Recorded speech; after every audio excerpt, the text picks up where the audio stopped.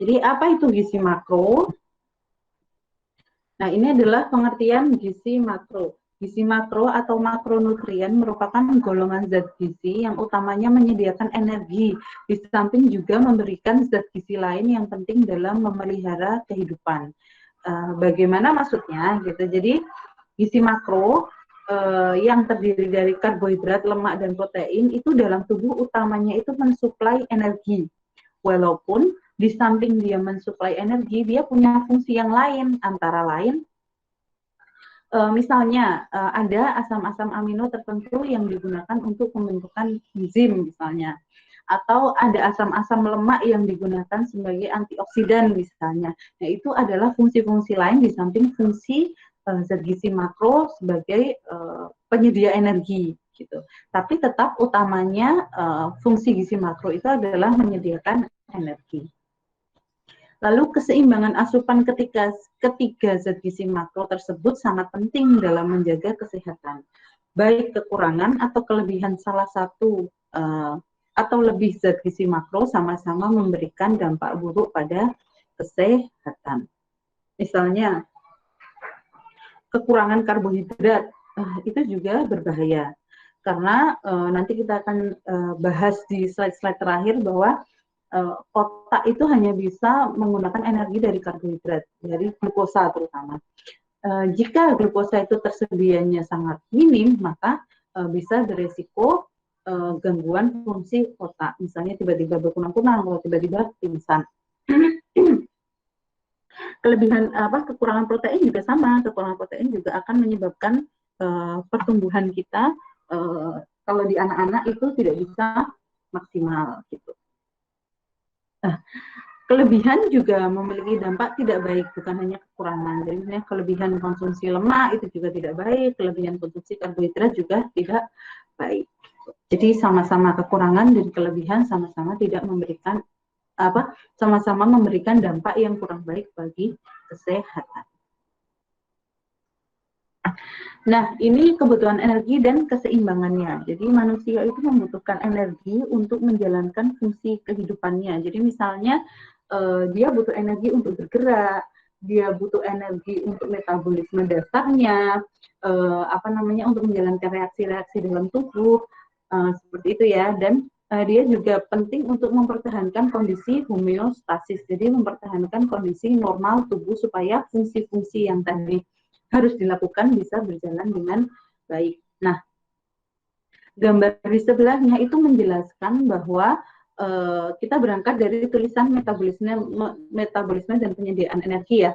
Jadi tubuh kita untuk menyediakan energi itu butuh bahan bakar. Gitu. Nah, bahan bakarnya dari mana? Kita harus mengambil itu dari makanan dan minuman, sehingga manusia itu butuh asupan energi dari makanan dan minuman.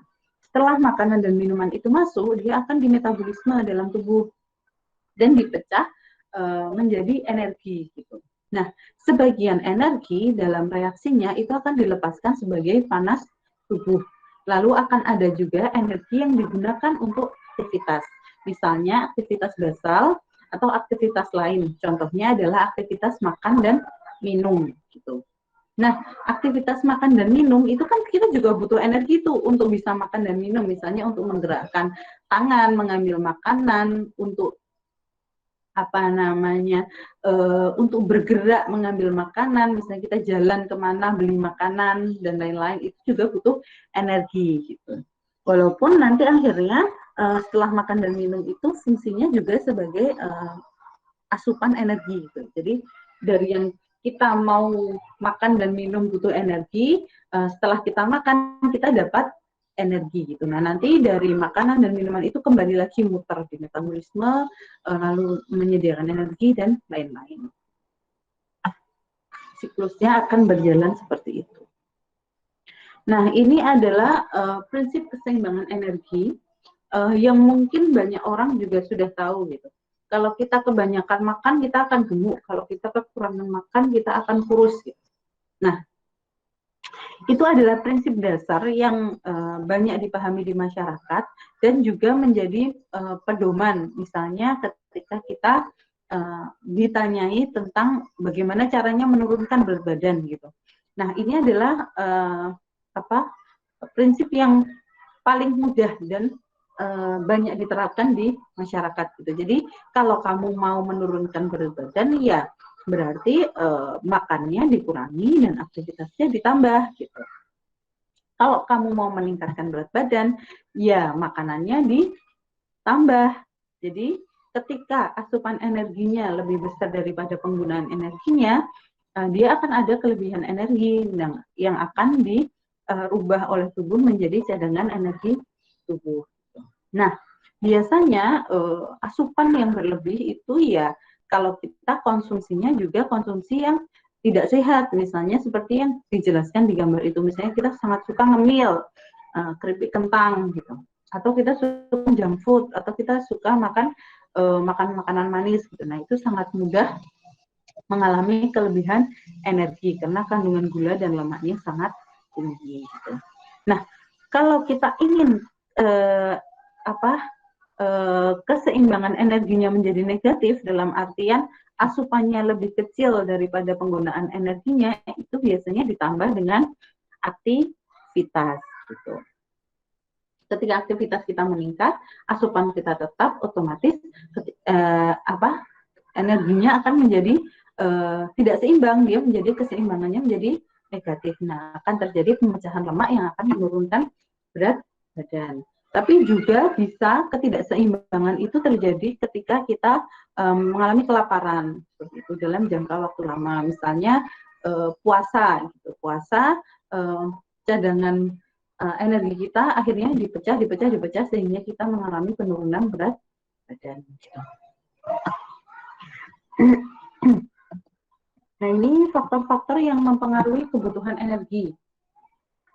Kebutuhan energi masing-masing individu bervariasi berdasarkan jenis kelamin, usia, ukuran tubuh, riwayat genetik, status hormonal, aktivitas harian. Nah, ini saya ambil tabel dari angka kecukupan gizi, buku angka kecukupan gizi. Jadi ini angka kecukupan gizi itu salah satu buku yang nanti akan sering kalian baca, karena itu akan digunakan sebagai pedoman perhitungan kebutuhan gizi. Nah, di sini bisa dilihat bahwa jenis kelamin itu beda kebutuhan energinya antara laki-laki dan perempuan. Jadi kalau laki-laki itu lebih tinggi di usia yang sama. Kalau dilihat di usia 10 sampai 12 tahun perempuan tuh hanya butuh 1.900. Kalau laki-laki itu butuhnya 2.000 gitu. Jadi dia lebih tinggi di laki-laki. Lalu usia, kalau usia ini menarik. Jadi ketika kita kecil, kita bayi, kebutuhannya kecil.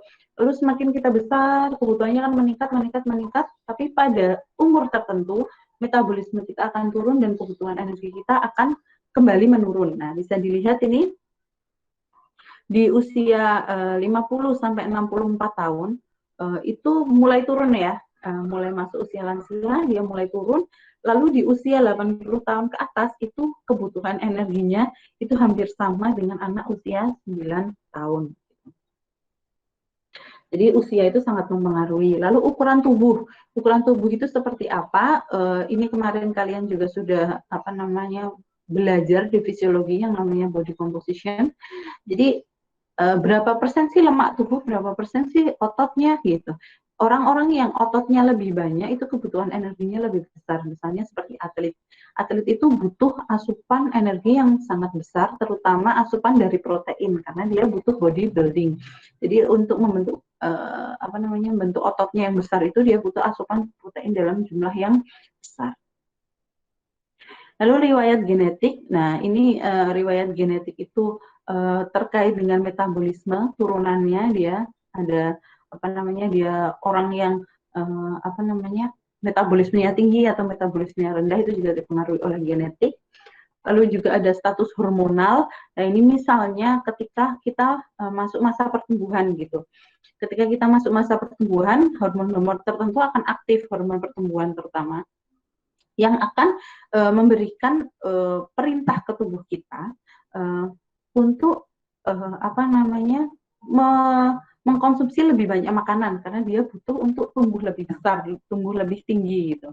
Nah, pada masa-masa itu kita bisa lihat di tabel AKG ini di usia 16 sampai 18 tahun itu kebutuhan energinya paling tinggi. Nah, itu karena dia masuk masa-masa pertumbuhan cepat gitu ya, pubertas gitu. Lalu aktivitas harian, nah ini jelas orang-orang yang sehari-harinya itu kerjaannya main HP, gegoleran di kasur, terus nonton film sambil ngemil kayak gitu. Nah itu otomatis kebutuhan energinya lebih rendah daripada orang yang aktif gitu. Misalnya mahasiswa yang pagi dia menyempatkan diri untuk olahraga, habis itu dia bersihin kamar kos, habis itu dia nyuci, habis itu dia melakukan aktivitas, itu kebutuhan energinya akan lebih tinggi gitu. Nah, ini komposisi zat gizi makro untuk pemenuhan energi. Manusia dewasa membutuhkan asupan bahan bakar sekitar 1920 sampai 2900 kilokalori per hari untuk memenuhi kebutuhan metabolisme tubuh. Tapi kalau orang Indonesia menurut AKG 2019 rata-rata kecukupan energinya adalah 2100. Komposisi asupan zat gizi makro dapat bervariasi antar populasi. Tadi seperti yang saya jelaskan di slide sebelumnya, bahwa ada banyak faktor yang mempengaruhi kebutuhan energi seseorang, sehingga satu populasi dengan populasi yang lain bisa saja berbeda. Nah, untuk memenuhi kebutuhan energi itu, komposisinya dapat dipenuhi dengan pembagian zat gizi kira-kira sebesar ini. Jadi misalnya karbohidrat itu sekitar 40-60% dari total asupan energi, protein 10-15%, lalu lemak 30-40%. Nah, itu dengan komposisi yang seperti itu rata-rata kebutuhan energi sudah dapat tercukupi. Nah, apakah komposisi itu tidak dapat berubah? Bisa. Jadi tergantung nanti kondisi individu ya. Jadi biasanya rata seperti ini itu digunakan untuk menilai atau mengasesmen masyarakat secara umum. Gitu. Kalau nanti kebutuhannya individu itu bisa saja nanti berubah tergantung kondisi tubuh seseorang. Gitu. Nah, kita akan masuk ke bab metabolisme energi. Jadi tadi zat protein, karbohidrat, dan lemak itu sama-sama menjadi bahan bakar energi. Yang mana kalau protein dia dirubah dulu menjadi asam-asam amino, lalu dimasuk ke siklus asam sitrat. Dia dirubah menjadi asetil-CoA, lalu masuk siklus asam sitrat. Lemak dirubah dulu menjadi asam-asam lemak, dirubah menjadi asetil-CoA, lalu masuk siklus asam sitrat. Karbohidrat dalam bentuk glukosa juga sama, dirubah menjadi asetil-CoA. Nah, nanti kita akan bahas itu lebih lanjut di slide selanjutnya. Nah, apa yang dimaksud dengan metabolisme energi? Jadi zat gizi atau molekul kimia dalam pangan perlu dikonversi atau dirubah menjadi molekul kimia yang dapat digunakan oleh tubuh, yaitu melalui proses metabolisme. Jadi zat gizi dalam makanan itu kan kadang karbohidratnya kompleks atau ada protein dalam molekul yang besar seperti itu. Untuk bisa digunakan oleh tubuh itu harus dipecah gitu. Nah, pemecahannya itu disebut sebagai proses metabolisme. Metabolisme dideskripsikan sebagai proses interkonversi molekul kimia dalam tubuh, yaitu interkonversi yaitu perubahan-perubahan molekul kimia dalam tubuh, jalur yang dilalui molekul tunggal. Jadi misalnya nanti jalurnya karbohidrat itu ada sendiri, jalurnya lemak itu ada sendiri, jalurnya protein itu ada sendiri, dan hubungan antar molekul. Nah, nanti masing-masing molekul itu juga akan saling berhubungan. Gitu. Dan mekanisme yang mengatur aliran metabolit pada prosesnya. Jadi aliran metabolit itu hasil-hasil metabolisme. Jadi nanti untuk apa, dibawa kemana. Nah, mengapa memahami metabolisme energi itu penting? Memahami metabolisme energi yang normal sangat penting untuk memahami ketidaknormalan metabolisme yang menyebabkan penyakit. Saya berikan contoh, misalnya pada kasus orang yang dia mengalami dislipidemia. Jadi dia itu secara alami tubuhnya itu memproduksi lemak, memproduksi kolesterol yang lebih tinggi daripada orang-orang yang lain gitu. Jadi tanpa dia mengkonsumsi makanan tinggi lemak pun kolesterol dalam tubuhnya itu sudah sangat tinggi. Nah, biasanya orang-orang yang seperti ini itu perlu melakukan pembatasan asupan lemak karena di dalam tubuhnya sudah ada, dia tidak perlu banyak asupan lemak. Nah, kalau ini tidak tertangani dengan baik, biasanya akan berdampak pada penyakit-penyakit yang terkait dengan kolesterol, misalnya hiperkolesterolemia, atau bisa juga penyakit jantung, penyakit stroke, dan lain-lain. Gitu. Jadi, kita harus tahu metabolisme energi yang normal itu seperti apa, sehingga kita tahu bahwa oh kalau ini tidak berjalan dengan baik maka itu bisa menyebabkan penyakit gitu. Nah, metabolisme yang normal itu seperti apa? Yaitu misalnya proses penyesuaian terhadap puasa, lapar, dan aktivitas fisik. Kehamilan juga menyusui. Jadi metabolisme kita bisa saja berubah, bisa saja menyesuaikan pada kondisi-kondisi tertentu gitu. Pada kondisi yang tubuh itu masih bisa mengkompensasi perubahan-perubahan itu gitu. Tapi jika memang tubuh sudah tidak mampu lagi, misalnya pada kelaparan kronis, kekurangan gizi kronis, atau kekurangan enzim, lalu hormonnya tidak normal, nah itu berarti nanti biasanya arahnya akan ke penyakit gitu. Jadi seperti yang saya bilang tadi, pada kasus dislipidemia itu termasuk yang abnormal gitu. Baik, nah ini jalur metabolisme itu dibagi 3, anabolisme, katabolisme, dan amfibolisme. Jadi yang anabolisme itu mungkin di SMA juga sudah belajar tentang membentuk molekul yang lebih besar dari molekul-molekul yang lebih kecil. Misalnya membentuk protein dari asam-asam amino. Kalau katabolisme itu pemecahan, jadi misalnya dari karbohidrat kompleks menjadi glukosa sederhana, seperti itu termasuk reaksi katabolisme. Nah, amfibolisme adalah jembatan yang menghubungkan antara jalur anabolisme dan katabolisme. Misalnya adalah pada siklus asam sitrat. Nah, oke. Kita akan fokus di bagian yang sebelah kiri, yang kondisi normal. Jadi saat glukosa darah tersedia dalam jumlah besar, maka sebagian besar jaringan akan mendapatkan asupan bahan bakar energi dalam bentuk glukosa.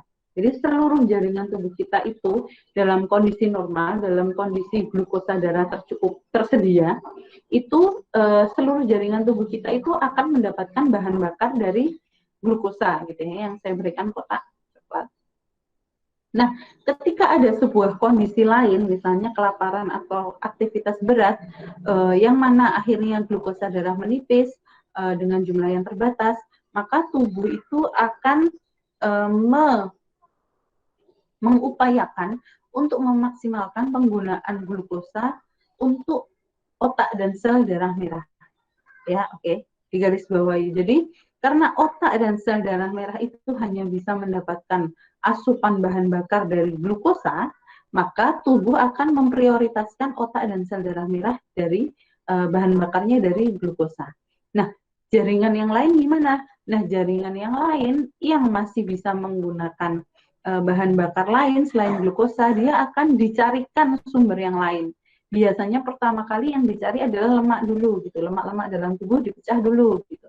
Nah, kalau lemak itu sudah habis, sudah tidak ada lagi, baru protein yang dipecah gitu. Makanya ketika sudah ada pemecahan otot, itu artinya kekurangan energinya sudah sangat kronis. Jadi ini bisa dilihat dari misalnya saudara-saudara kita yang mengalami musibah kelaparan, misalnya seperti itu, sehingga kalau kita lihat badannya itu hanya tinggal tulang dan kulit gitu. Nah, berarti itu karena otot atau yang kadang kita sebut dengan daging itu sudah tidak ada karena sudah terpecah dan digunakan untuk sumber energi gitu. Nah, jadi protein dan lemak itu dirubah dulu menjadi asam lemak dan asam amino, dan ketiga sumber energi ini nanti akan dirubah menjadi yang namanya asetil CoA untuk masuk ke dalam siklus asam sitrat untuk menghasilkan energi dalam bentuk ATP. Nah, ini ATP ini nanti adalah molekul yang membawa energi. Nah, oke. Nah, sekarang ini saya akan memberikan pertanyaan. Kalau berdasarkan pemahaman di atas yang sudah saya ceritakan dari awal tadi, apakah diet rendah karbohidrat atau diet keto aman bagi kesehatan? Jadi diet keto itu adalah diet yang membatasi asupan karbohidrat dalam jumlah yang sangat kecil, jadi minimal sekali gitu. Nah, sumber energinya diganti menjadi lemak dan protein karena menganggap bahwa penyebab kegemukan adalah konsumsi karbohidrat. Oke, jadi ini sharingnya akan saya matikan dulu. Oke. Nah, saya akan menunjuk salah satu teman dari Gizi B untuk mencoba menjawab pertanyaan tadi. Saya mau minta Mas Giva ada?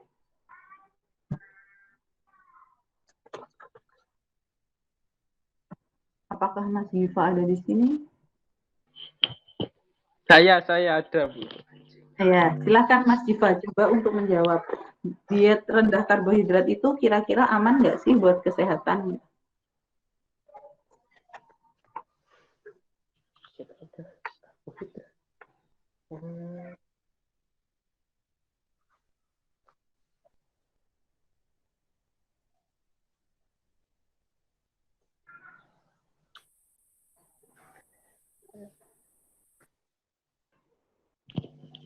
Kalau Mas menurut saya silakan. Itu tidak aman, Bu, karena karbohidrat kan sumber energi. Dan untuk penggantian menjadi lemak itu juga berbahaya. Itu karena lemak itu bisa menyumbat, kalau kebanyakan bisa menyumbat di pembuluh darah, Bu. Gitu, Bu. Oke. Teman-teman yang lain apakah ada yang mau menanggapi? Izin menjawab, Bu. Ya, silakan. Menurut saya itu tidak baik, karena kan karbohidrat nanti diubah jadi glukosa, sedangkan pada otak dan darah dia hanya menerima bahan bakar itu dari glukosa.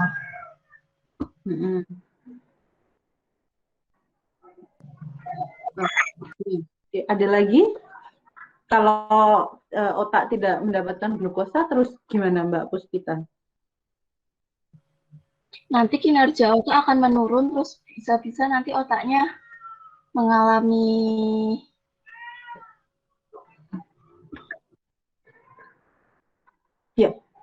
Oke. Makasih Mbak Puspita mengalami penurunan fungsi otak gitu ya. Good.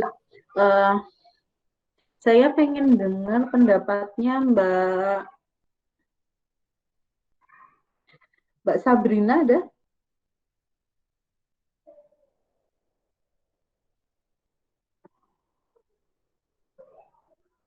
Mbak Sabrina nggak ada ya? Sabrina ada sih tapi nggak menjawab. Oke. Kalau gitu saya mau tanya Mas Pandu.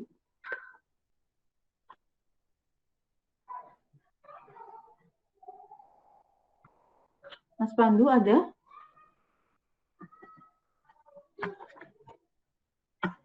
Ya, keluar dari rapat. Oke.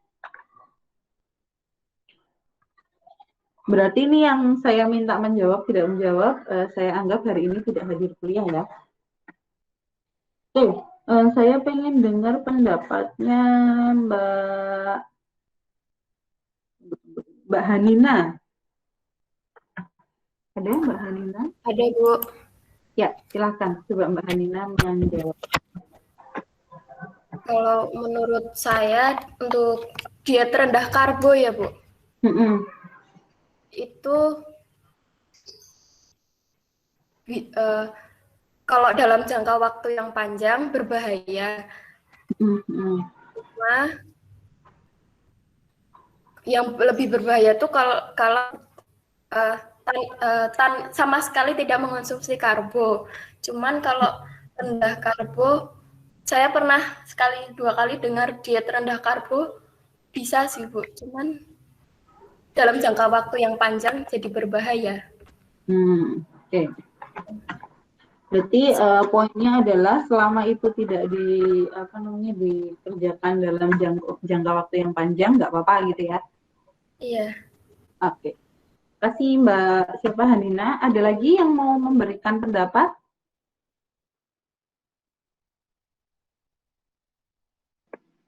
Saya, Bu. Ya, silahkan.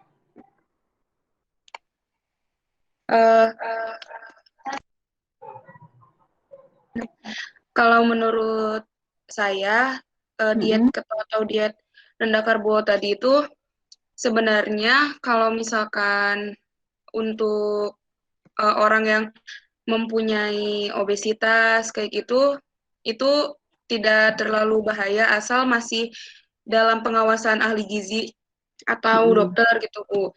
Tapi kalau untuk orang yang mempunyai riwayat kayak ada kolesterol yang tinggi, kan diet keto kan berarti lebih banyak memakan makanan dari sumbernya itu protein, di mana lemaknya banyak, itu banyak lemaknya.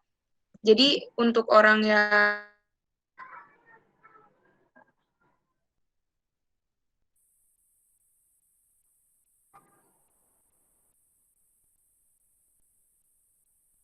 Ya. Oke. Ini punya Mbak tadi Saumi. koneksinya Oh, iya, lanjutin aja nggak apa-apa.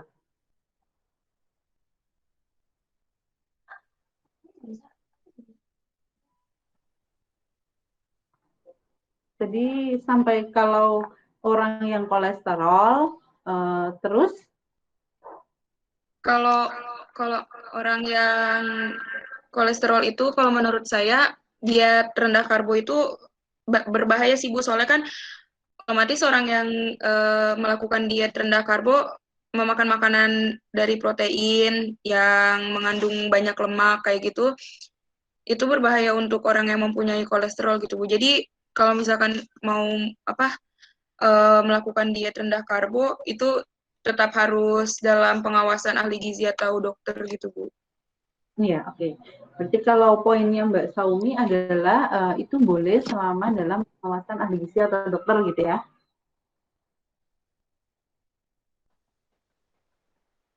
Gimana Bu? Berarti kalau dari pendapatnya Mbak Saumi, berarti kalau selama itu dengan pengawasan dokter atau ahli gizi itu masih bisa ditoleransi gitu ya? Iya Bu. Ya, oke. Ya, terima kasih Mbak Saumi. Ada lagi yang lainnya mau memberikan pendapat? Saya Bu, Ya, silakan.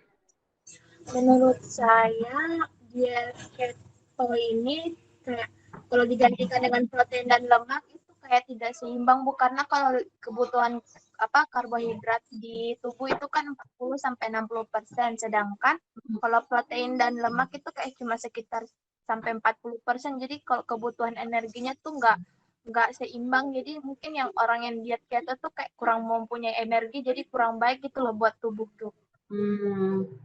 Iya, oke. Ya, berarti pendapatnya Mbak Nur Faizah itu lebih ke karena seharusnya proporsi karbohidrat itu sekitar 40-60% gitu ya. Kalau digantikan dengan lemak nanti dia menjadi kayak kurang berenergi gitu ya. Good. Baik, saya senang karena di kelas ini sudah mulai banyak yang aktif gitu, dan kembali saya sampaikan bahwa salah itu tidak masalah gitu. Tidak tahu itu nggak apa-apa gitu, it's fine. Yang bermasalah adalah kalau kita itu tidak mau tahu gitu. Oke, saya akan lanjutkan presentasinya sambil membahas ya. Jadi diet keto, jadi betul tadi pendapatnya Mbak Puspita kalau tidak salah, bahwa otak itu hanya bisa mendapatkan energi dari glukosa. Itu adalah kunci gitu. Jadi jika konsumsi glukosa itu ditekan dengan sedemikian banyak gitu. Misalnya kalau diet keto itu kan boleh mengkonsumsi karbohidrat itu kalau tidak salah sehari itu hanya 50 gram atau berapa ya. Tadi saya baca literatur reviewnya, tapi saya lupa detailnya.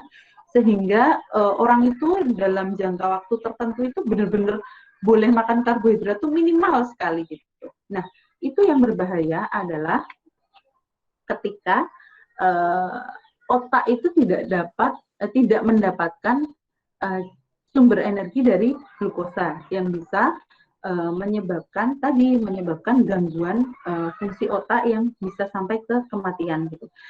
Makanya orang-orang yang diet keto itu ada beberapa yang mengeluhkan saya tuh merasa pusing kayak mau pingsan kayak gitu ya. Itu karena glukosa darah kita sangat rendah sehingga fungsi otak kita menjadi tidak maksimal. Nah, seharusnya itu tidak dilakukan. Nah, tapi kalau yang dibahas adalah diet rendah karbohidrat dalam konteks mengurangi konsumsi karbohidrat, itu boleh gitu. Jadi misalnya kita mau mengurangi konsumsi nasi, kita mau mengurangi konsumsi tertentu gitu. Nah, itu benar seperti yang disampaikan seperti Mbak Saumi tadi. Jadi biasanya kalau kita konsultasi ke ahli gizi atau dokter, dia tidak akan menyarankan diet dengan pengurangan jumlah yang ekstrim. Ahli gizi atau dokter pasti akan memperhitungkan kebutuhan basalnya, memperhitungkan kebutuhan minimalnya, sehingga itu akan jauh lebih terkontrol gitu. Jadi boleh dikurangi, karbohidrat boleh, lemak boleh dikurangi, tapi tidak boleh melebihi batas minimalnya. Sehingga tubuh kita tetap bisa menjalankan fungsinya dengan fungsinya dengan baik gitu. Nah, jadi intinya adalah diet itu boleh dilakukan selama dia memperhatikan kebutuhan minimal tubuh sehingga pengurangan-pengurangan itu bisa mencapai tujuannya, misalnya untuk mengurangi berat badan atau apa, tapi tidak mengganggu fungsi tubuh, gitu ya. Apakah penjelasan saya bisa dipahami? Bisa, Bu. Bisa, Bu. Ya, oke. Apakah ada yang mau menanggapi atau bertanya? Belum jelas mungkin? Bu, izin bertanya. Silakan. Kalau misalnya kita diet karbohidrat kan, terus kalau misalnya suatu saat kita berhenti dan makan karbohidrat, terus ada yang mual kayak gitu tuh, emang efek sampingnya atau bagaimana? Gimana Mbak? Ini dengan Mbak siapa ya? Sebutkan namanya. Siapa? Oh, Nurfaiza. Oke. Gimana Mbak? Bisa diulangi? Sorry. Misalnya kalau kita diet karbo kan Bu, jadi kurang makan karbo. Nah pada suatu tertentu kita udah selesai diet, terus kita pengen makan karbonya, tapi di perut itu nggak menerimanya, itu bagaimana solusinya? Atau itu atau efek sampingnya? Oke. Jadi ini pertanyaan menarik. Jadi gini, tubuh kita itu tuh sudah dilengkapi dengan sistem yang sebenarnya itu pintar gitu. Kita itu adalah ciptaan Allah yang pintar menyesuaikan dengan segala kondisi gitu. Nah, termasuk ketika kita diet. Ketika kita diet dengan jumlah makanan yang sangat terbatas, itu otomatis tubuh kita akan menyesuaikan gitu. Apapun itu kondisinya. Jadi misalnya kita dikurangi karbohidratnya gitu, kita biasa makan dalam porsi yang sangat kecil karbohidratnya.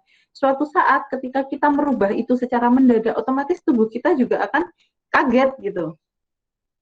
Jadi tubuh kita sudah terbiasa tuh makan karbohidratnya dikit, makannya dikit, tiba-tiba kita makan banyak, otomatis tubuh akan kaget gitu. Termasuk misalnya muncul mual, misalnya ketika kita biasa makan sedikit, tiba-tiba makan banyak, terasa mual gitu, karena terasa sangat penuh gitu, karena tubuh kita sudah membiasakan diri dengan kondisi yang sebelumnya, di mana makannya tuh sekian gitu. Itu berlaku pada semua jenis semua jenis zat gizi gitu. Misalnya kayak ketika orang di Indonesia itu konsumsi susunya rendah gitu.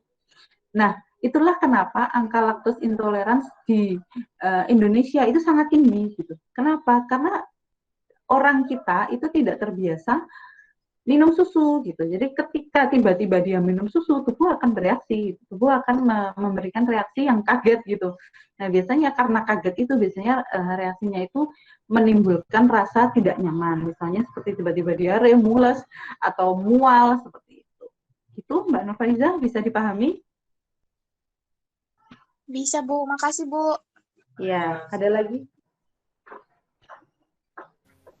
Ibu izin Ada lagi? Bu. Iya, siapa ini? Putri Nadira, Bu. Oh iya, oke, silakan.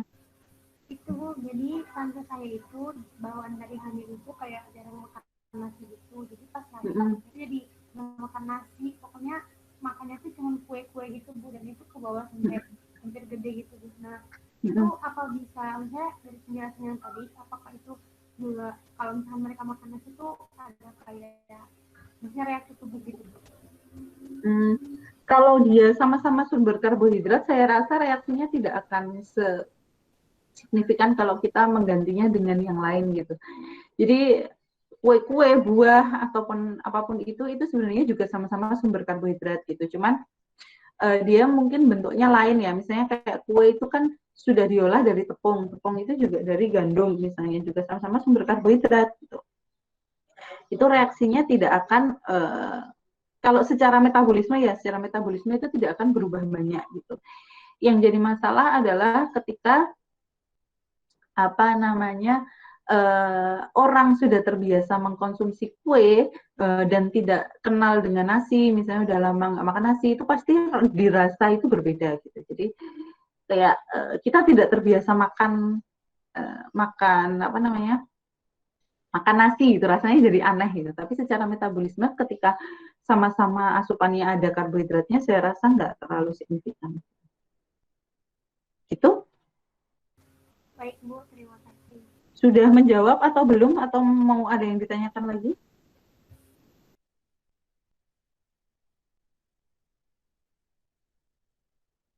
Oke, baik. Kalau tidak ada, kita akan lanjut ke slide selanjutnya. Nah, kita akan masuk ke gizi makro dan metabolisme. Jadi, kita sudah tahu bahwa gizi makro itu ada yang namanya protein, karbohidrat, dan lemak. Lalu ini kalau masuk ke metabolisme itu mau diapakan gitu. Nah, kita mulai dulu dari karbohidrat. Jadi, seperti yang sudah saya sampaikan tadi, bahwa glukosa adalah bahan bakar utama bagi sebagian besar jaringan tubuh gitu. Jadi selama glukosa itu ada, maka seluruh jaringan tubuh kita akan diusahakan diberikan bahan bakar berupa glukosa. Nah, melalui proses glikolisis, lisis itu pemecahan, penguraian, gliko itu glukosa, jadi pemecahan glukosa. Glukosa akan dirubah menjadi asam pirufat. Nah, asam pirufat pada kondisi aerob akan dirubah menjadi asetil-CoA yang selanjutnya masuk ke dalam siklus asam sitrat untuk dioksidasi. Jadi di sini garis bawahi bahwa siklus asam sitrat hanya bisa terjadi pada kondisi aerob. Gitu. Proses ini menghasilkan molekul air H2O, karbon dioksida, dan CO2 dan energi atau ATP. Pada kondisi anaerob, glikolisis tetap dapat terjadi dengan hasil akhir asam laktat. Ini kalau teman-teman semua masih ingat flashback ke mata kuliah fisiologi di bab muskular gitu. Jadi ada penyediaan energi itu dari yang aerob dan anaerob gitu. Nah, yang aerob itu membutuhkan banyak udara gitu. Nah, ketika kita olahraga sudah 10 menit gitu, mulailah kita terengah-engah gitu. Asupan oksigen kita sudah mulai terbatas dan kita harus tetap bergerak gitu. Nah, akhirnya dalam kondisi seperti itu tubuh akan merubah penyediaan energi menjadi penyediaan energi secara anaerob. Tapi ketika anaerob itu ada hasil akhirnya yang disebut dengan asam laktat. Nah, asam laktat ini yang menyebabkan badan kita terasa pegal gitu. Nah, ketika sudah biasa dengan olahraga itu, kita melakukan itu dengan rutin, nah, tubuh kita akan menyesuaikan dengan asupan, dengan menghirup O2 lebih efektif dan efisien, sehingga akan lebih banyak yang aerob gitu, sehingga meminimalisir kondisi anaerob, sehingga ketika kita sudah biasa olahraga, semakin lama rasa pegal-pegal dalam tubuh kita itu semakin akan berkurang dan hilang gitu. Jadi tubuh itu lebih efektif ketika kita melakukan aktivitas itu dengan rutin, sehingga metabolisme tubuh bisa menyesuaikan dengan aktivitas yang kita lakukan. Nah, kita masuk ke metabolisme lemak. Asam lemak yang didapatkan dalam diet akan teroksidasi menjadi asetil-CoA. Pada kondisi glukosa tubuh tidak mencukupi untuk pemenuhan energi, asetil-CoA dari lemak akan masuk siklus asam sitrat untuk dirubah menjadi energi. Pada kondisi di mana energi telah tercukupi, asetil-CoA akan teresterifikasi membentuk triasilgliserol atau trigliserida. Jadi kalau kita lihat di gambar ini diet, jadi asupan lemak dari dalam makanan itu akan dirubah menjadi asam-asam lemak gitu. Nah, dia ketika dibutuhkan untuk suplai energi, dia akan dioksidasi membentuk asetil-CoA. Asetil-CoA dalam kondisi aerob akan masuk siklus asam sitrat gitu. Nah, asetil-CoA ini juga bisa melalui proses yang disebut kolesterologenesis akan dibentuk menjadi kolesterol untuk dirubah menjadi hormon-hormon steroid. Gitu. Nah, yang menarik adalah asetil-CoA di sini itu bukan hanya bisa dibuat dari asam lemak, tapi dia juga bisa dibuat dari karbohidrat dan juga dibuat dari amino asid atau dari asam-asam amino. Jadi asetil-CoA yang masuk ke siklus asam sitrat itu tidak harus dibuat dari glukosa, tapi bisa juga dibuat dari asam amino dan juga dari asam lemak. Oke, sorry ya kalau kedengeran ada suara dari luar. Dan ini sama-sama bisa menghasilkan energi. Nah, sekarang kita lanjut ke metabolisme protein. Jadi metabolisme protein ini nanti akan lebih lanjut dijelaskan pada sesi metabolisme protein, karena banyak gitu dan cukup panjang. Jadi di sini hanya gambarannya saja bahwa asam amino melalui proses transaminasi yang dapat dirubah menjadi glukosa melalui proses yang disebut gluconeogenesis. Dirubah juga menjadi badan keton, asetil-CoA untuk masuk ke siklus asam sitrat, nitrogen amino di AA asam amino glutamat melalui proses deaminasi menghasilkan urea. Nah, hasil-hasil metabolisme yang bukan dari karbohidrat itu biasanya punya hasil samping yang disebut dengan badan keton. Nah, pada kondisi puasa itu biasanya kita bisa merasakan badan keton itu dengan adanya bau nafas yang tidak sedap gitu ya. Nah, itu berarti di tubuh kita itu mulai banyak dipecah sumber energi selain dari karbohidrat. Nah, dalam kondisi yang sangat parah, kelaparan parah di mana terlalu banyak pemecahan lemak dan protein, kita bisa mengalami ketoasidosis atau keracunan keton gitu. Nah, keracunan keton ini bisa berakibat fatal bagi tubuh. Nah, selanjutnya kita akan mengenal tentang bioenergetik ATP dan ADP, yang mana bahasan ini itu akan banyak sekali dibahas di gizi makro gitu ya, dan kalian akan sangat familiar dengan istilah ini, ATP, ADP, NADH dan lain-lain. Kita akan belajar tentang hukum kekekalan energi. Jadi metabolisme energi itu juga mengikuti hukum kekekalan energi, bahwa total energi dalam sebuah sistem itu konstan. Dia tidak ada penambahan atau kehilangan energi dalam sebuah sistem. Yang ada dia dipindahkan atau ditransformasikan dari satu bentuk ke bentuk yang lain. Pada makhluk hidup, energi kimia ditransformasikan menjadi panas tubuh, atau energi listrik, radiasi, atau mekanik. Jadi mekanik itu misalnya energi kimia dirubah menjadi kemampuan tubuh untuk bergerak. Atau energi listrik untuk menyampaikan impuls-impuls syaraf. Atau radiasi dalam bentuk pancaran panas. Nah, bioenergetik atau biochemical thermodynamic mempelajari tentang perubahan energi perubahan energi pada proses biokimia tubuh. Jadi bioenergetik itu adalah ilmu yang mempelajari tentang perubahan energi pada proses biokimia tubuh. Bagaimana energi itu ditransfer, bagaimana energi itu dilepaskan, seperti itu. Nah, jenis reaksi dalam tubuh makhluk hidup itu bisa dibagi menjadi dua. Yang pertama eksergonik, yaitu reaksi berjalan spontan dan melepaskan energi bebas, misalnya seperti katabolisme. Lalu juga ada reaksi yang disebut endergonik, yaitu reaksi yang dapat berjalan hanya jika ada energi bebas yang ditangkap, misalnya proses-proses anabolisme. Jadi kalau yang endergonik itu dia butuh energi untuk membuat reaksi itu berjalan. Kalau tidak ada energi yang ditangkap, tidak ada energi yang ditambahkan dalam reaksi itu, maka reaksi itu tidak bisa berjalan. Oleh karena itu, reaksi endergonik itu harus disertai dengan reaksi eksergonik. Jadi, ketika reaksi itu, misalnya dalam glikolisis itu nanti kalian akan belajar, jadi misalnya dari glikolisis itu menghasilkan ATP. Nah, ATP yang dilepaskan itu akan digunakan untuk reaksi lain, yang sifatnya membutuhkan energi gitu. Nah, nanti kalian akan belajar itu lebih lanjut di siklus asam sitrat di metabolisme karbohidrat. Nah, selanjutnya kita juga berkenalan nih dengan yang namanya ATP dan ADP. Jadi ketika energi tadi dilepaskan yang reaksi eksergonik, nah itu harus ada yang nangkap dan dibawa gitu, sebuah molekul perantara. Nah, inilah yang disebut ATP atau adenosin trifosfat.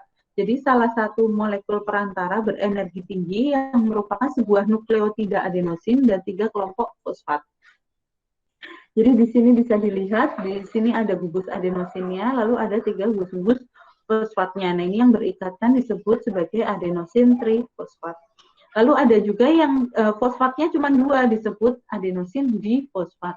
Lalu yang cuma 1 disebut adenosin monofosfat. Nah, ini dalam transfer energi reaksinya ATP akan dirubah menjadi ADP atau AMP. Jadi yang ini nih P1 ini adalah nanti yang dimanfaatkan sebagai energi dalam reaksi itu. Nah, seperti apa reaksinya dalam energi? Nah, reaksi energi dimanfaatkan dalam sebuah reaksi. Kita bisa ingat kembali di sesi kimia, mungkin kita masih ingat bahwa setiap zat-zat atau setiap elemen itu mempunyai energi ya, energi potensial gitu, yang mana ketika dia didekatkan dengan elemen yang lain, dia akan melakukan misalnya ikatan atau melakukan reaksi karena adanya energi tersebut. Nah, di sini sama gitu. Jadi energi-energi itu dilepaskan dan ditangkap untuk menjalankan reaksi-reaksi kimia di dalam tubuh kita, gitu ya. Nah, ini adalah sesi 1 metabolisme seperti yang sudah saya sampaikan di awal tadi. Di minggu selanjutnya itu akan ada metabolisme lagi, lanjutan dari hari ini gitu. Tetap semangat, bon courage. Jadi artinya tetap semangat gitu. Sampai jumpa di pertemuan selanjutnya.